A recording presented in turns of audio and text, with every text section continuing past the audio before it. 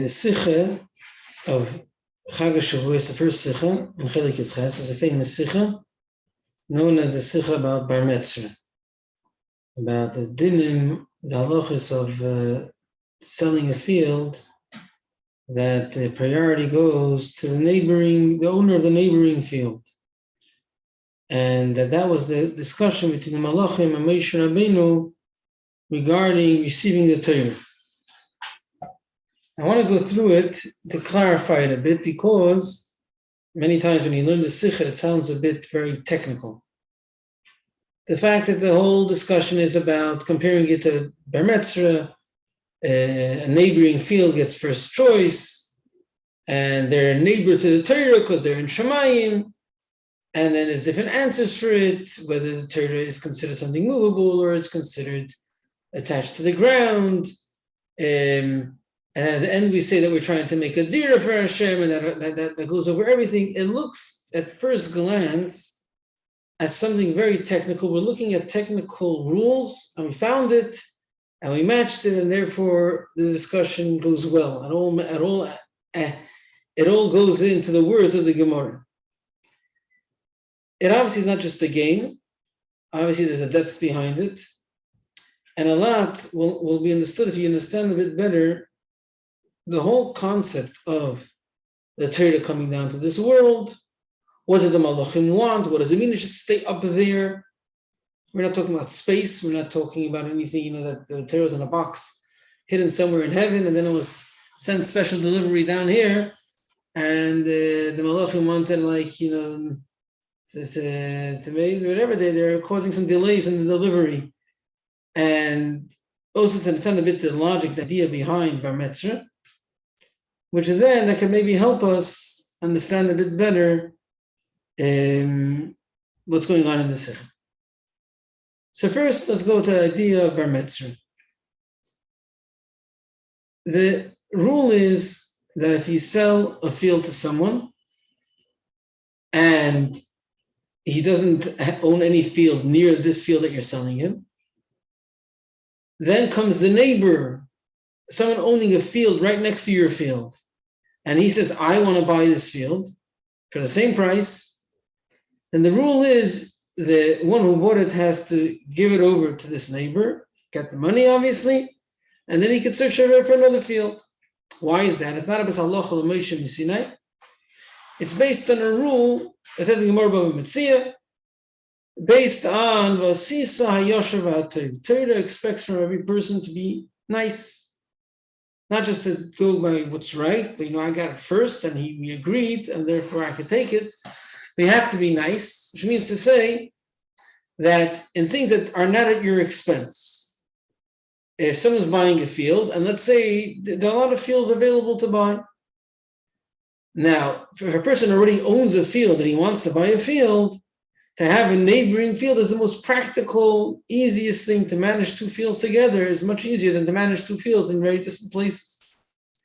And therefore, since you want only one field, you have another field next to it, and you could buy it elsewhere. And he wants to get this extra field next to his field, and it's much more useful for him to have this field over a different field, and more than it's useful for you.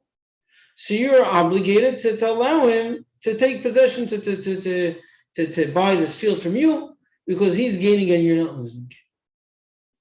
That's the rule of Bar Mitzvah. Now, since the rule is because you're supposed to be nice, so then you have to be nice, it's a mitzvah. So then there are a lot of exceptions to this rule. If the person you're selling the field to, the seller is selling to, is a relative, is a neighbor not in the field, neighbor in his house, he's a partner. So there's much more of a responsibility for a relative, for a neighbor, for a partner to take care of their acquaintance, or to take care of their partner or neighbor or relative or neighbor, more than to worry about that a person who owns a field should have an easier job to manage two fields one next to the other.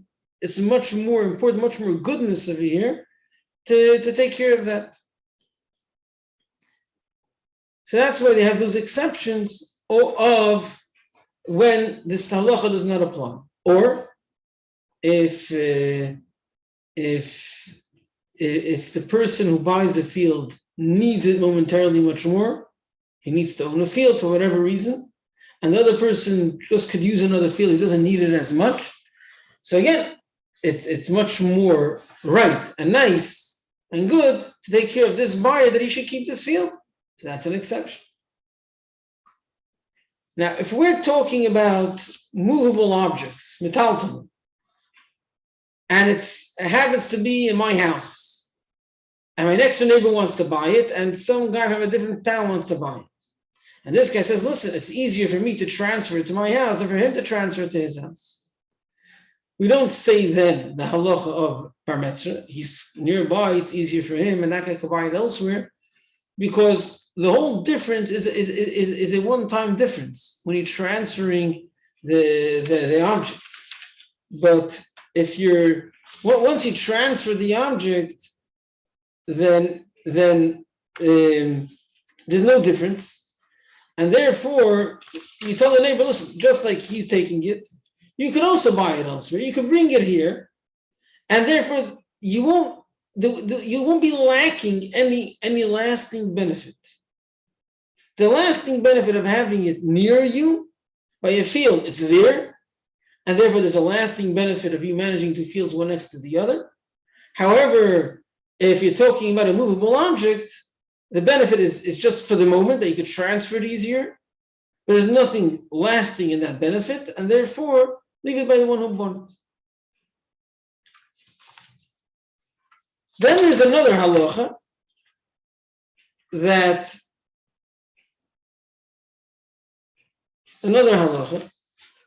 if you're selling a piece of land, one person wants to use it for a field, and one person wants to use it for a house. And the one who wants to use it for a field is a neighbor, is the bar mitzvah. The one who wants to use it for a house is not. So we say the din does not apply, you leave it by the one who bought it for a house. Why? Not because of the personal benefit of the one who bought this piece of land, but because of our approach. The Beis Din, which is deciding who should keep this piece of land, they say, we care more that people should have houses than people should have fields. There should be housing, there should be people who have where to live. That's our agenda. It's not because it's more important for this person to have a house. Let's say he has a house already. He's building another house, he wants to rent it, he wants to sell it. But he's building a house, a dwelling place for people. That idea to happen is much more important for the world than for there to be fields. You have to have food, you have to eat, but you have to have a place that people could settle in. That's much more important in a general perspective. And therefore we say that the buyer could keep it, the vendor could keep it, not because that we're being nicer to him, but it's something which is more important in general for the world. So that's the idea of bar mitzvah. Let's go now, so to summarize. It's a halacha that you have to be nice and considerate. If you're selling a field to some random guy, then and you have a neighbor, someone has a neighboring field, and he wants to buy that field as well, it's much more beneficial for him to keep the field. And the other one should buy elsewhere because you're able to manage two fields together, and that guy could buy it elsewhere. So therefore, even after the guy bought it, you transfer it to the neighbor. However, if there's a reason why I should care about this buyer, this vendor, then that overrides the benefit of a bar mitzvah. So I keep it by him. And then there is, if the reason he's buying it for is much more beneficial from a general perspective, he's buying it to make a house, we also override this idea. I missed out.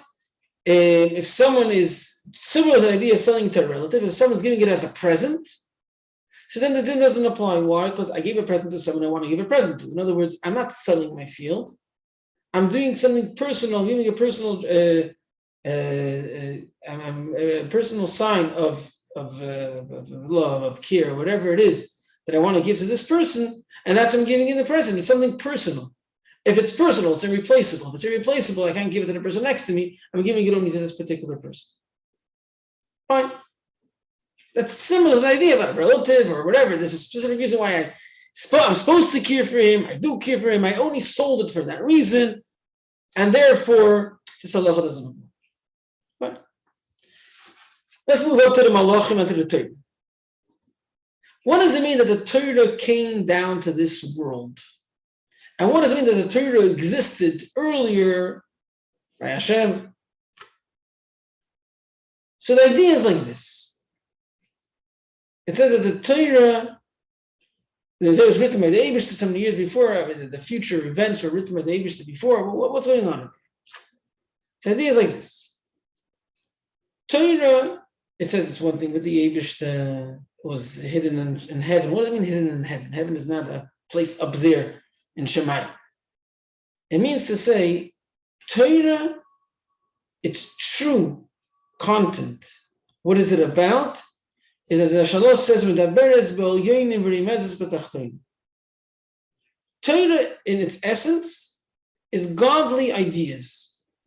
Torah in its essence is Hashem, not that the Torah that we're learning now in its physical understanding is godly ideas. It's not godly ideas. Hashem is not physical, doesn't relate to physical things, and doesn't relate to, that's not his world, that's not what he's about, so to say. So they're not godly ideas on their own. Hashem decided that he should reveal himself, his ideas, his essence, his muhus, things that reflect Hashem and his godliness, into detailed ideas, detailed expressions of Hashem, ways you could connect to him, different revelations of godliness, different revelations of who Hashem is, his muhus, and ways to connect to that. That's what the Torah is in essence. It's not just ruchni, it's not just a spiritual thing, it's eliki, it's godly. It's ideas of the muhus of Hashem. Translated into details, detailed revelations of Hashem, details of things that you connect to him, etc. When Hashem decided to give the Torah, he brought the Torah down to this world, which means to say, he brought the godly ideas of Torah and he put them into what's called Mishala Kadamoini, a mashal. He put them into a language which is talking about a physical story. The physical story happened, but he took the details of that physical story, which contain within them their proper mashal for these godly ideas, and he used them, so to say, to bring these godly ideas into and reach to us. That we should be able to understand it.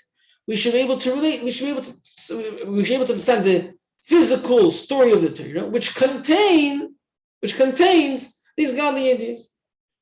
Similarly, the physical actions of the mitzvahs, they're physical actions which are based on, which are designed according to, which contain and reflect these godly ideas.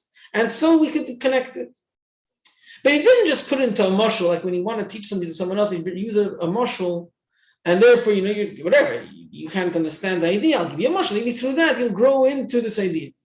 Hashem made something different. Hashem said like this: I'll give you the Torah in a Gashmistic language. It contains in it the godly ideas. If you learn Torah, he tells you, because I said so, because it's Hashem's Chachma, Hashem's Torah, because you want to connect to Hashem, you're going to connect automatically to the godly ideas within it. It's going to enter you, it's going to take you over, it's going to affect you. Those godly ideas will enter you by learning the physical Torah. And similar to the mitzvahs. When you do the physical mitzvah, the godly idea within the mitzvah, if you're doing it l'shem shamayim, or if you're doing shalom l'shem, but your neshama really wants to do it l'shem shamayim, but only when you do it l'shem shamayim, it's going to be in a revealed way. The godly ideas will enter you, will affect you. So that's what it means. He brought it down. He brought down this godly Torah into a physical language. Now he made it there. Now it's in this physical language. When you hold on to the physical language, you connect it. You're able to, although you have no relationship to the godliness within it, the godliness affects you and takes you.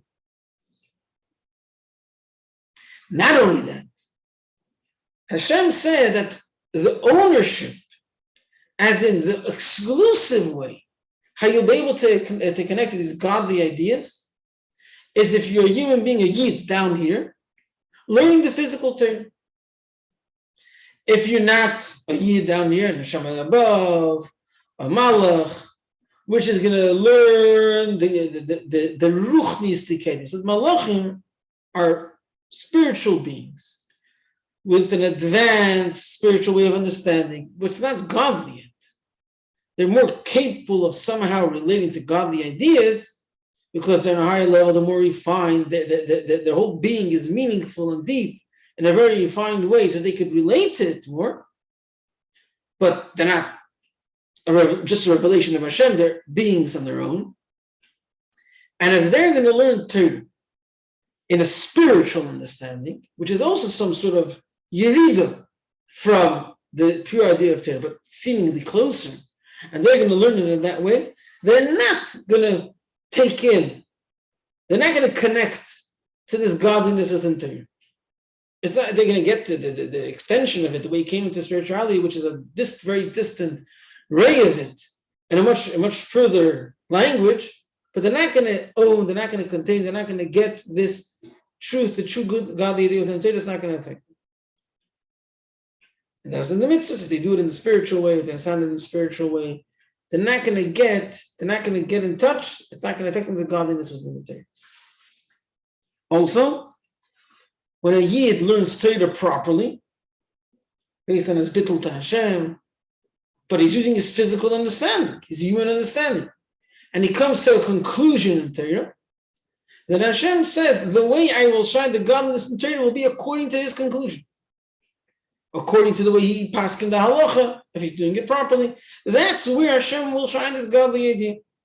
If a malach will decide, based on what he understands the spiritual ideas of the Torah, how the halacha should be, if that's what will be done, Hashem's ratzon will not be expressed to the Torah. Hashem's God, the godliness will not come to the person doing that mitzvah. It's Torah l'b'shamayim.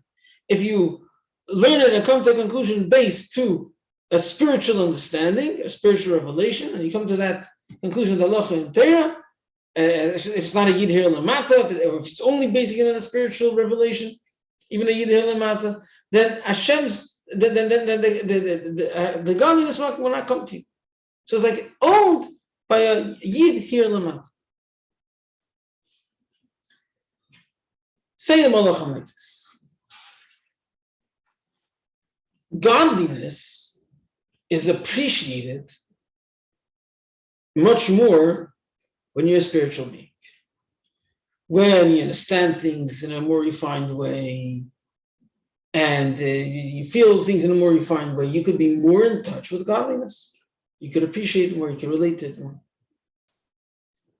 A physical being, his whole relationship is so distant, even ruchni is even something which is by essence meaningful. The whole being is meaning. It's something so distant from him. So the emes of Eibishter is for sure far from him. So as if their being is close, and therefore, if the Eibishter will say the Torah will stay in Shammai, what do you mean stay in Shammai? It means that in order to connect to the godliness within Torah, you would have to learn the spiritual expression of Torah, the way it's brought in a language of spiritual beings, in a more refined way, a more meaningful way. And that's how you connect it. How would human beings connect it if they would want to? They'd have to learn Kabbalah and learn some Mishalim that could get them a bit closer to it. And through that, they can have some distant understanding in a more refined way of understanding things, which then they can understand the spiritual expression of Torah. And then they'll be able to connect to the godliness within Torah.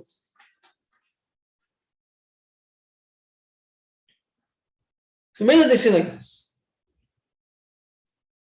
you didn't want to have the Torah, we want to have the Torah. If we have the Torah, Yidden could buy it, which means they could try to work their way up to us, try to use Mishalim to understand more spiritual things, and then they could understand our spiritual understanding of Torah, through that connect to the Eibishter, and they'll get somewhere. They'll get to the same goal, to get in touch with the godliness eventually. So they're not going to lose out. They're still going to get in touch with the Eibushter with a process, getting from somewhere more distant. If you give the Torah down here, which is abnormal in a way, and you make that the ownership is only by those that understand it in the spirit, in a physical way, they're the ones to decide how Hashem will reveal himself. So then a malach could never be in touch with it. A malach will never, on his own, get what Torah has. A neshama above will never, on his own, get what the Torah has, unless he already learned it down here and he's getting in touch with the depth of it in Gan Eden. So they're saying like this: leave the Torah in its natural place, in a closed place, at least they could appreciate it. In a language that you could appreciate it more. In a ruchnistic language, you could appreciate the godliness, which is the essence of Torah.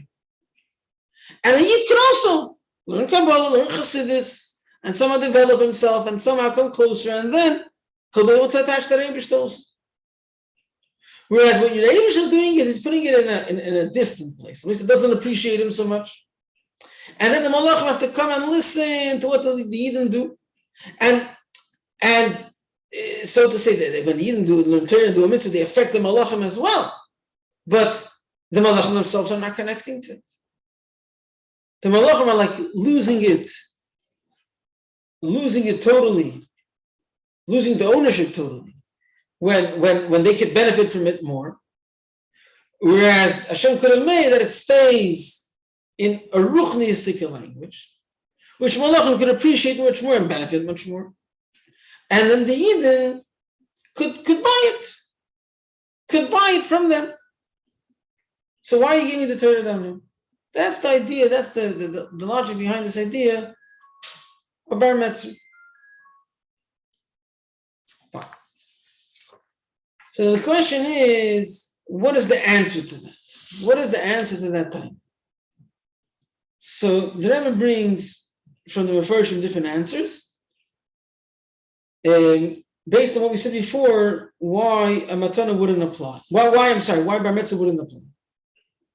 So, okay, one answer is that Torah is metalton, which means to say, Torah is something which is not stuck to a specific style, a specific language.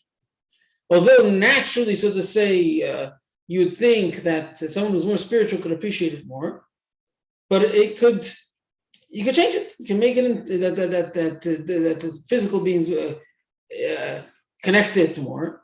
So since it's detachable, it's movable, so then the time doesn't apply. Another thing is that the Eibushter gave the Torah as a matana. A matana, Hashem loves the Yidden and gave them as a matana, and therefore, when it comes from a personal desire of showing gratitude, it's not gratitude, they're showing the connection to the Eibushter and Yidden, so then they don't have a time, so they could use it more. So what? We consider Hashem's children, etc. The main problem with these answers are that the Gemara describes, in Gemara Shabbos, the Gemara says that Moshe went up to Shemayim and wanted to take the Torah. Allah said, what is he doing? He wants to take the Torah. What do you mean? How could you? It belongs to us. So they should told Moshe, you answer. And Moshe answers something totally different. He answered that they don't have Yetzer Hara, they don't have business, the Malachim, they don't have Avoim. What connection does that have to any of these answers of the Mefarshim?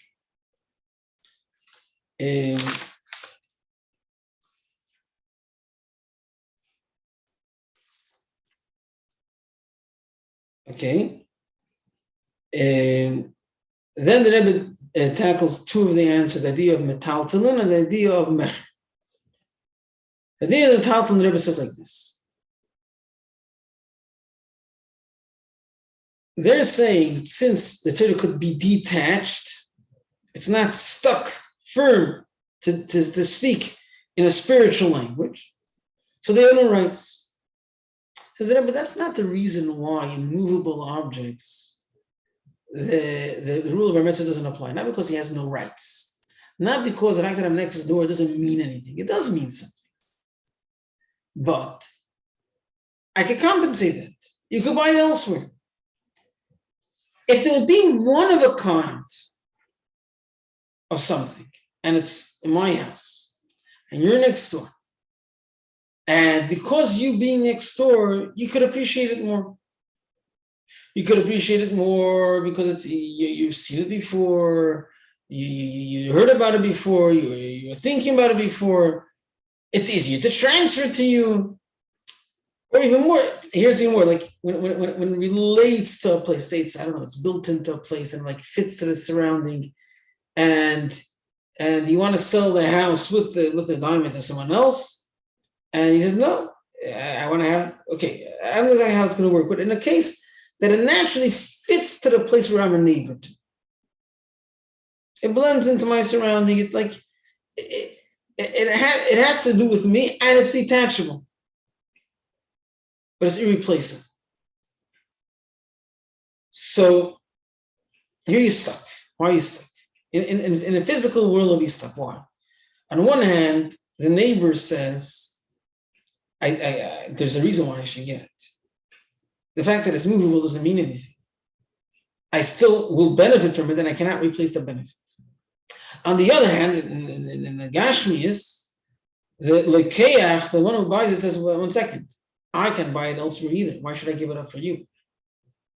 So then we will give it to the Lekeach.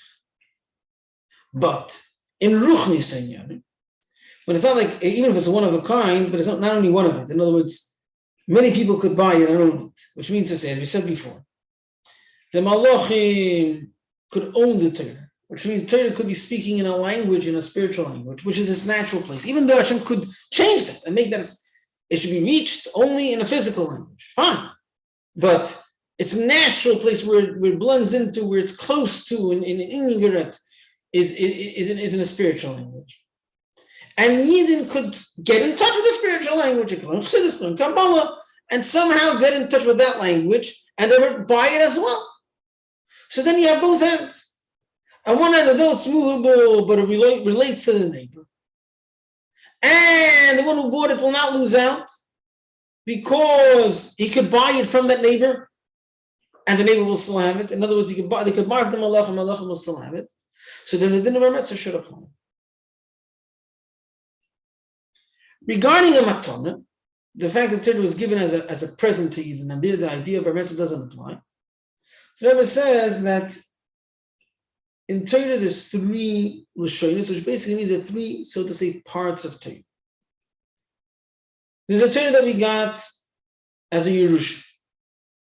Hashem gave it us because we're His child, and as if we automatically receive that depth, that we're talking about like a different element within the Torah, a different depth of connection to Hashem, a different depth of getting the godliness within the Torah.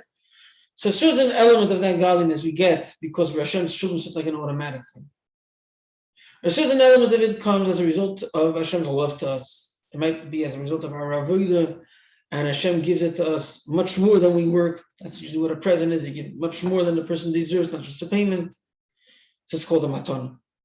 But then there is also the Lashon of Torah that it was sold to us, which basically means a certain level of godliness within the Torah you receive based on the work. You work, you did Avodas Hashem, and through that you get that element, that Gilui of Hashem within the Torah. That Gilui of Hashem within the Torah, which is limited according to your Avodah, is something where the Malachim can come and say, 1 second.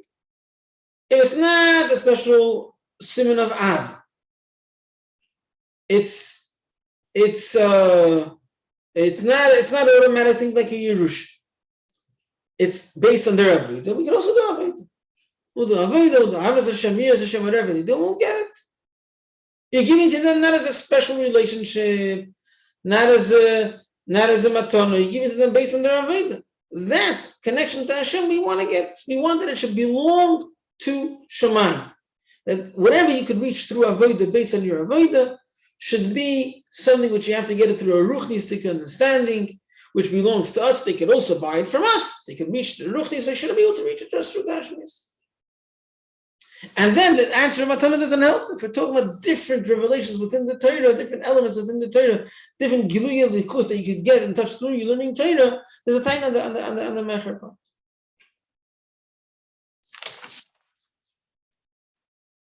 Okay, then there is the the Rebbe brings the two other answers. One answer is that when a person sells all his possessions at once, then the neighbor, the one who owns the neighboring field can't say, I want to have this field because I didn't sell this field as an individual thing. I sold it as part of all my possessions. So there, or whatever, as part of a bunch of possessions. So you can't just be selective and just take this, and therefore claim that you come first. So they say this, and Torah Lepoil, Hashem already decided before. I guess there's two things of it. There's the fact that Hashem allowed the Torah to be translated into Gashmius, which I guess that happened before already the story of giving it to Moshe. Then there's the fact that we have the ownership. And if we use the Gashmistic part, that's the only way to connect to the Kustic part and the Ruchnistic part. So the answer is since the only one who could take the entire Torah, including the way how it's translated into Gashmis, are Yidden, as Moshe Rabbeinu answered to them, that you don't have the Yetzer Hara, so, or all of the details. So, since the only one that can buy the entire thing, so then the Malach don't have a time. They can't relate to the Gashmis, so they don't have a time. Another answer, that since it's a hardy Yesh Benechem, so we need it more desperately. And Malachim don't need it so desperately. So we come first. Which seemingly these two answers do lie in Moshe Rabbeinu's answer. Says the Rebbe, you're right, it lies in the technicality. But l'chayre, he's telling them a fact. He's telling them that we have a Yetzer Hara. And therefore what? Obviously that just means that we're shaykh, we relate to the pshat of Torah. But they knew that before. They said we want to have just the deeper part of Torah. So Moshe is answering them that because we belong to pshat, then we're the only one that's taking everything, and you can't take just one thing alone. That's not mentioned in Moshe's answer. Moshe just says the answer is we have pshat. Pshat belongs to us. It's a harish benechem, avayim benechem. So they knew that. The punchline that because of that you can't take one without the other, and we're the only ones that are taking the whole thing, is not written in Moshe's answer. Similarly, the idea that Yetzer Hara yesh benechem, and therefore we're desperate for it, in Moshe Rabbeinu's answer, it's part of a few other details. We have a father and mother, we have business. That doesn't make that why it's desperate for us. We have Yetzer Hara, we have to have tools against it, we have to have the Torah. Moshe Rabbeinu is mentioning other details also. So it doesn't sound like his focus is on the Yetzer Hara when he's mentioning other details. Fine. Okay. Answers the Rebbe.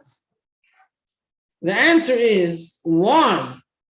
What was Moshe's answer to the Malach and why the din of our message does not apply? Because we're making a deer. What's the idea of a deer? And how does that connect to Moshe Rabbeinu's answer? The idea is like this, that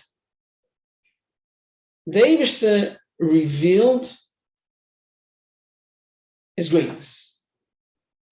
Now, the Eibishter's true greatness is undescribable and in a way unrevealable. As it says, Ili Yudaiti Ve'yisiv. To really get the Eibishter, you got to be Eibishter. Any revelation from the Eibishter, any way how Hashem is trying to show us something, some taste of his greatness, it's called a like a ray of the sun, which doesn't really carry the actual quality of the sun. It just gives you a feeling and a taste of it.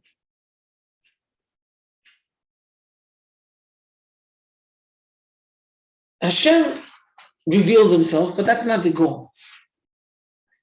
The fact that Hashem allowed Malachim and Neshamis and anyone to understand his greatness is not the reason why he created the world, or that's not the main thing he has in mind. The main thing he has in mind is Dir Le'Yisbarach. Dir Le'Yisbarach B'Sechtai, which means he wants his truth to be felt. Where would it be? In Tachtoinim, in the lowest level of existence. But it's not just two details.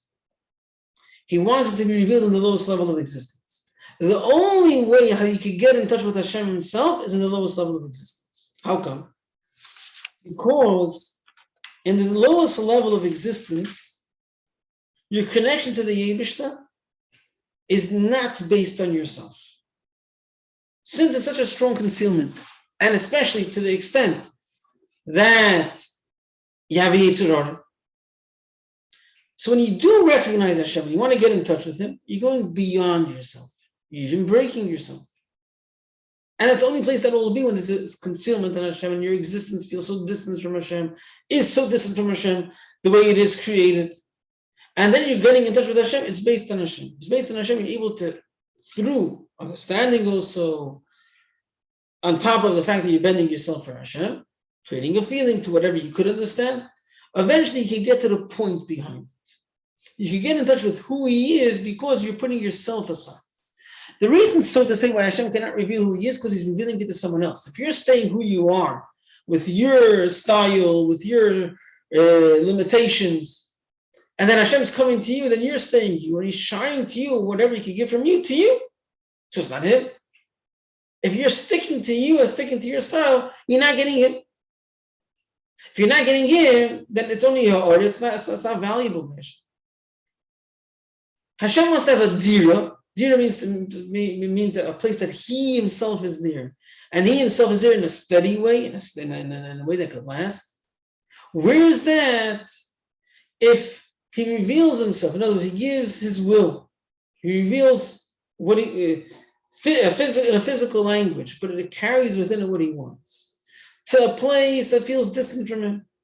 To a place that there's disturbances that oppose Hashem. And then there, one develops a connection to Hashem based on Hashem, based on what He told you, based on the words of Torah that He gave to you, and that's how you're connecting to Him, based on the commitments that He commanded you, and that's how you're fulfilling it. So then so it's a few things. First of all, you're going above you, as we just said. Plus, the Torah, the mitzvahs, which contain godliness, kaviyachol, could bring him across in a pure way. Since they're not describing Him in any other way, they're not giving an understanding, because it's not ruchni, because it's not revealing in Hashem in a way that can be understood in a spiritual level, and somehow you feel like you got it. No, you didn't get it, but it's there. What Hashem wants, what Hashem thinks is there in these words, and take it the way it is. So there you can take it the way it is. There, if you'll take the Torah the way it is, and mitzvahs the way it is, and you'll bend yourself against the Yetzer Hara for Hashem. Yetzer Hara is b'neicha, masamat is b'neicha. That's b'chal. You have the limitations of the world, and you'll bend yourself to Hashem. You're taking Hashem the way He is, by putting yourself aside, by taking Him without the shine, with just the containment of that it's there, the fact that the contents are there. So then that enables Hashem Himself to rest there. Now he could settle there. It's not based on how much you understand and how much you appreciate. He's there because it's describing Him without any expression, without any revelation. And then through that, if you on top of that understand Hashem, develop a feeling for Hashem, but it's all based on this bittul connection to the Eibishter, you will get in touch through the revelation. You'll go past it. You'll get in touch with the one who's behind the revelation. So Berel says like this. Forget about who needs to get it. Think about what needs to be done. If you'll understand the Torah, if you'll get the Torah, which means that the godliness will come to you through your great understanding of Hashem, it will never be Hashem Himself settling there. It will be a revelation of Hashem, an appreciation of Hashem. It's like growing things in the field. It's very productive. Hashem Himself will not be settling there. When the Torah comes down to us, which we have physicality, we have masamatim, we have business, we have Yetzer Hara, and therefore our connection to Hashem will be on top of us, above us, bending ourselves towards Hashem. Then Hashem Himself will settle there. It won't just be giving us peanuts, giving us something that we could appreciate of the greatness of Hashem, it will be Hashem himself settling. And forget about what we need to get. It is the most valuable thing. If it is the most valuable thing, that comes before any other calculation. Who should get it? It needs to be done. So there, and that's in Moshe's answer. Moshe tells him the reason why we need to get it is because we have business. And because we have Yitzhar Hara. That itself makes the dira. It's not just a through that there can be a dira. That makes the dira. If it's a physical world and you're going above yourself, so Hashem could be there the way He is, and something which just represents Him without trying to describe Him and explain His greatness. And your connection to Him is rising above yourself. That is called a dira. That's the most valuable expression of Hashem. And therefore that comes before everything. So it's not just we belong to the pshat of Torah. And if he can't give you one without the other. So this itself is not an answer. The fact that we're shaykh to the pshat of Torah, that's the lowest part of Torah. That's not a reason we should get to Torah. The Yitzhar, that's one detail. But the word is, he's telling you, no, this part of Torah, that's where Hashem is, that's where Hashem dwells, that's where Hashem is settled in a way of Him Himself being here in a settled way. And that's the most valuable thing that needs to be done. In order to prove that we down here could have a connection to Hashem, so Moshe Rabbeinu says we have we have a father and mother. We're able to produce children, which means to say to produce children is a renewal of a new being. There's no comparison to wherever he was created from. A new thinker, a new whole mitzias of a person that's created by us, which means to say that in the physical world, Hashem reveals His strongest power. So it's like a simon that the dira, which could contain Hashem Himself, where Hashem shows His truth, His greatness, which is brought out of the fact that he can make new things, so He's not limited at all in any way you can understand it, so He can make things against any understanding, a new creation. So we have a bit of that as well. We reproduce. So that just brings out how in Gashmias, Hashem is found, now in a concealed way, but Hashem could be found in a revealed way, because since they're physical, since they're not describing Him, since they're not giving an understanding and not mixing in their mitzias, in the revelation of the greatness of Hashem, therefore Hashem Himself could settle there in a way of a dira, and therefore that comes before Him. To summarize, the Malachim said, Abishai, you want to give the Torah to the Yidden down in Olam HaZagash. What does that mean? You want to translate the godly ideas of Torah, which that's what the Torah is. You want to translate it into physical language, okay. But you want to make that the way it's brought into the physical language, that owns the Torah. The only way you can connect to the godly ideas within Torah is if you learn it and you practice it in the physical way. Only human beings down here can learn based on bittul, but learn the physical expression of Torah, come to a conclusion what Allah is, and that will be the way how godliness will come. And if anybody will come to through a spiritual understanding, he will not come to that. He will not make it. That's where godliness should come from. Allah will decide it. He won't come to that. They say, no, that's not right. Godliness is understood and appreciated much more in the world of spirituality. Like us, spiritual beings. We appreciate more refined things. We relate it much more. And therefore, it makes much more sense that Torah should be owned by spirituality. The way to get the godliness of Torah, you should get it through a spiritual language. And Yidden can reach that as well. Let them work their way up, as if buy it from somewhere else and get the godliness of Torah. The basis of this is din of the bar mitzvah. When a person sells a field, then if the neighbor wants the field, he comes first, because the one who's buying the field can get it elsewhere. The neighbor benefits much more because to manage two fields, one next to each other, is a much greater benefit. So he comes first. Here also, Yidden could get the Torah from Ruchnis. The Malachim, if they have it in the Ruchnistic language, they understand and they benefit the godliness much more. And therefore, it should be brought into, it should be owned by a Ruchnistic language. Says Moshe Rabbeinu, that no, that you can't receive the Torah. Hashem tells Moshe you should answer. The reason is because the taina of when the neighbor wants to have the field, he comes. The problem is with the buyer. How did you buy the field? If I could buy the field, the seller, someone came to buy it, he could sell it, and it's not a problem. But when who bought is like taking it away from the neighbor, and therefore he says, I have a taina to you. Why are you taking it away? Let me have it. So Moshe answered that they don't have business, the Malachim don't have business, they don't have a father or mother, they don't have a Yitzhak. What does he answer? He's saying, if you will have the Torah, you will have the Ha'orah, you will have the way the Torah is shining. You will have the way godliness reveals itself in a way that is letting you appreciate it, feel it, like it, but not have it. To have Elikus, it has to come in a place of this business and there's Yetzer Hara. Why? Because in order to get Hashem himself, it has to be in a way that you have the least understanding of him. Because if you have understanding of him, as a start, if you have understanding of him, you're basing everything on your understanding of him. You have the advanced understanding of him. You're not him. And therefore he's shining to you within your understanding. So it's not him. It's the way he can shine out of himself to you. So therefore he's not settling there. He's benefiting you. Like a field which could produce food. So you have a benefit. But the person himself, the person doesn't settle in the field. He benefits from the field. No one is settling in there.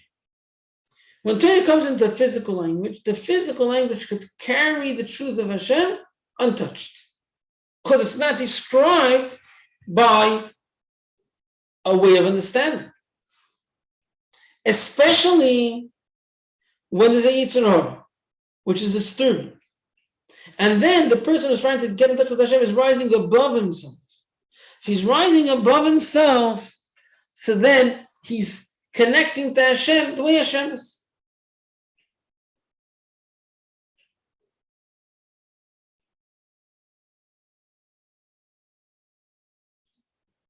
And therefore, Hashem himself is coming down through the Torah coming into physicality. If Hashem himself is coming down, the Torah coming into physicality, forget about who comes first. This comes first. Because in Bar Mitzvah we say that the one who someone wants to build a house then he has priority. Not because he will gain more from it. It is needed more. So it's much more important that Hashem himself should come down, should be taken and related to by Nivroi. And that only happens when there's a Gashmis and there's Yetzer Hara. In Lashon of the Rebbe here, when a person goes against his Yetzer Hara, he's making a schachus. He's making something new. He's making something which is a separate being into something which is batal to Hashem. And the koyach schachus comes from the Eibush himself. Just to explain that a bit. The fact that the koyach to make something new comes from Hashem himself is because he is true in an undescribable way. And therefore, when things come, events come in an undescribable way, there you could get in touch, and there you could see Hashem's truth. When a person is going against the nature of Elam Hazah, which is menaked to the Eibush, and he's transforming it to something which is bottled to Hashem, so that he's bringing out that it's not the description of this thing which is containing Hashem. It's Hashem himself. There's a yischachus of it. There's a renewal, a change of form, which is then allowing him himself to come. And that's why we say that the simmer that we have a connection to this is the fact that we can make children, we can make something new. We relate to this idea of making something not as a continuation of the form before, which that means that we have a shaykhus to truth. And therefore a new full being could come when it's not a development of the stage before, because the emes of the Eibishter can be taken down here in the mountain. L'poil, through us doing it, they're going to get it as well. L'poil, when we bring Hashem down here, it makes that all elements connect to that also. That's their shleimus. But the place that it's going to be done, and through who it's going to be done, is us. And therefore, we come first, not because of our closeness to Hashem, not because of what we need it for, but because it is the most important accomplishment, and that comes before anyone's personal benefit. Although there is the closest of Hashem to us also, but there's a certain element, a certain key within the Torah, which is given to us based on our avodah. That's called mecha, like a sale. And for that, we don't have a claim to become first. But nevertheless, what's accomplished through it is that Hashem Himself should rest over here, and therefore that's the first thing. That's the first that comes before any time in the malach.